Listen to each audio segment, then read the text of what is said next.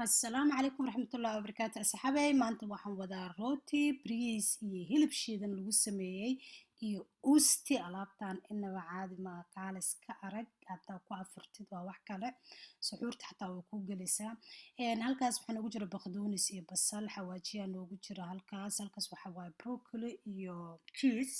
sidoo kale waxaa noo yaala halkaa bariis aan kusoo karino biyo cad iyo wax yar oo cusbo ah halkaa hilibkii shiidnaa wax yar toona iyo kabsar iyo biyo cad baan kusoo karinay iyo wax yar saliid ah hadda waa isku dardarsanaynaa insha allah haddii alla idmo marka hore bariiska soo qaad bariiska xoog uma jilicsanaa yacni furfur baan kasoo dhignay hilibkuna wuu noo bisil yahay waxaan ku darsanaynaa broccoli hadeertaan halkaa maraq digaag iyo xawaaji iyo minti baa noogu jiro minti waa nacnaca waxaan ku darsanay sooska yaanyada ama yaanyo shiishida jilicsan baqdoonis iyo basal baar iyo ustina waan isticmaalnay alaabta gacanta ula tag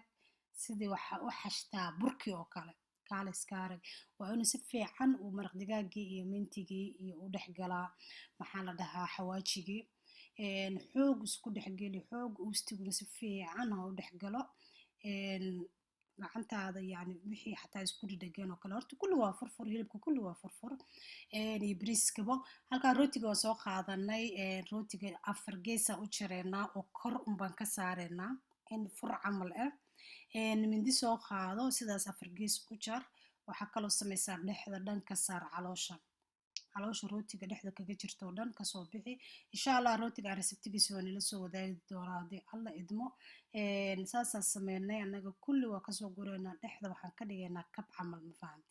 waxba inuu ku jiro maa waa ujeedaan waa faaruq rootiga dhexdiisa waxaa sameynaysaa isticmaal wax yarka isticmaal bariiska iyo hilibka ku darso wuu ku caawinayaa wuu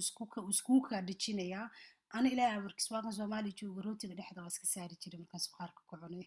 rootigii baana olyada macaan hadda waa cunaa laakiin saasaan sameeyey rootigaas wuxuu kaa caawinayaa dhexdiisa in aad yani aad uu isku kaa qabsado hadda markii hore wax yar uustiyahan ka hormariyey oo keliya ah bariiskii hilibkiisa haasaan iskugu guray kaaliska arag uusti yar baan ku daray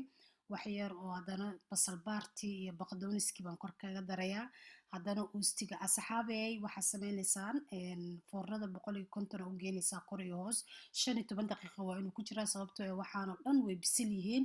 sidoo kale biyo saxan biyo ah waa inaa hoos dhigtaa ama baraf hadduu ku yaalo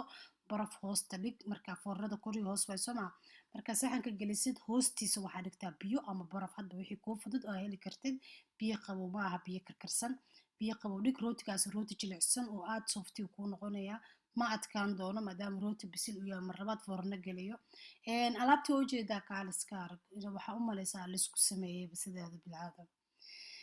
saasaan usoo jirjirinaynaa saxaabada daawashadiina waa ku mahadsantihiin insha allah haddaad nagu cusubtahay subscribe noo dheh haddaad nala joogta laagta noo saar sii shargare saaxiibadiina la sii wadaag waad ku mahadsantihiin daawashadiina ana alaab khatar aan kasoo tuuray qado casho way kuu noqon kartaa haddii rabadaanta laga baxo kaaliska arag weeye aad ayaad u mahadsantihiin asxaabe